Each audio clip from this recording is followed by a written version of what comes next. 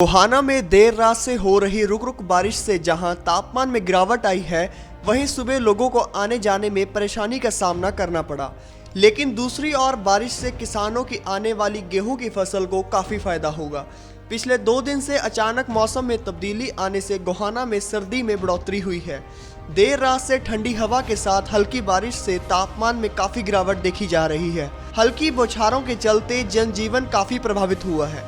इससे लोगों को आने जाने में परेशानी का सामना करना पड़ा। बारिश की वजह से आम जनजीवन अस्त व्यस्त हो गया, रोड पे पानी भर गया, आने जाने में भी परेशानी का सामना करना पड़ रहा है। और इस वजह से दुकानदारी में भी मंदा है, क्यों ग्राहक निकल के नहीं आएगा अगर बारिश हो रही होगी तो। बच्चे जैसे स्कूल जा रहे हैं वो भी लेट हो रहे हैं। ठंड बढ़ गई दोबारा। हाँ, दोबारा से एक बार फिर ठंड का आगमन हो गया है।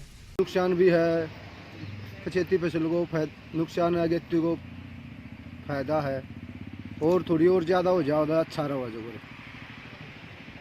तो बारिश कैसी हो रही है? बारिश तो हल्की फुल्की है भैया, और ज़्यादा चाहिए थोड़ी ही। कई दिन से मौसम चल रहा है? मौसम 3-4 दिन से चल रहा है, अभी तो और चल जाएगा, 2-3 दिन और चलेगा। खेती बाड़ी करने वाले किसानों का कहना है कि बूंदाबांदी से फसल को कोई नुकसान नहीं होगा। वे एक अच्छी बारिश का इंतजार कर रहे हैं। ज़्यादा फायदा है और सारी फसलों में फायदा है। चने में जो नुकसान किस में है? नुकसान है गाजर गुजरा में, इनमें पानी हो जाए। 25 जो फसल गेहूँ लगाया था उसको भी नुकसान होगा?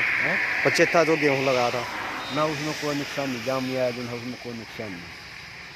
अच्छी है बारिश। हाँ, ठंड जरूर बढ़ गई है। हाँ, ठंड में होगी सब। क्योंकि गेहूं की फसल को इस वक्त पानी की सख्त आवश्यकता है।